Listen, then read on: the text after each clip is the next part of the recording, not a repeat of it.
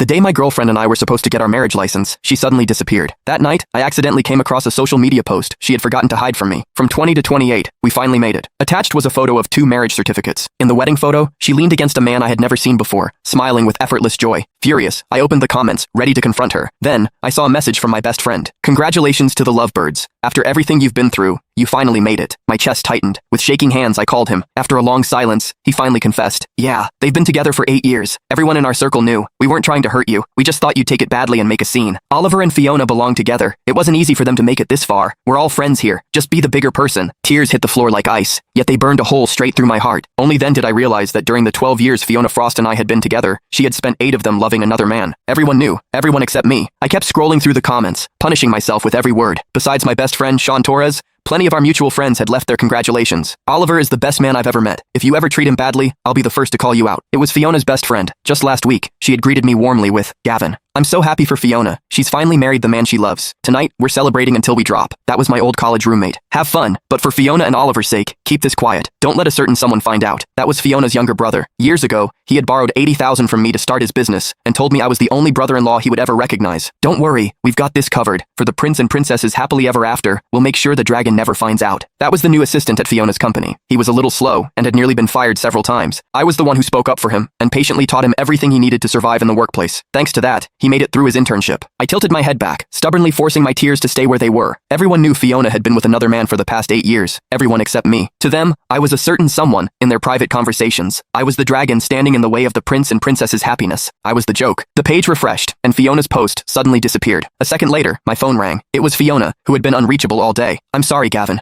Our company's system had a major outage today, and I've been swamped. I haven't even looked at my phone. We've both been so busy lately. Let's put off getting our marriage license for now." She paused for a moment before adding, "Oh, by the way, did you happen to see anything interesting on social media today?" Her voice was tense. The clumsy probing was impossible to miss. I forced myself to sound normal. "I couldn't get through when I called you today, and I was at the hospital taking care of my mother. I haven't had time to check social media. Go take care of work. As for the marriage license, we'll do it whenever you're free." My mother had never been healthy. Last year, she was diagnosed with late-stage stomach cancer. The doctor said that, even under the best circumstances, she had maybe 3 years left. Her only wish was to see Fiona and me get our marriage license before I turned 30. Today was my 30th birthday. She was still lying in her hospital room, waiting to see our marriage license. But I could never make her final wish come true, because Fiona had already become someone else's wife. I sank into a corner of the hallway and ran a hand through my hair. Tears splashed onto my phone, blurring the bold black letters on the screen. After wiping it clean, I silently memorized the location of their celebration. Gilded dining room, suite 302. The moment I pushed open the private room door, shimmering confetti rained down over me. As the glittering ribbon confetti drifted down, I caught sight of Fiona in another man's arms. She was leaning into his kiss, her knees nearly giving way. The friends I knew so well stood around them with their phones raised, capturing every sweet moment. The perfect scene shattered the instant I walked in.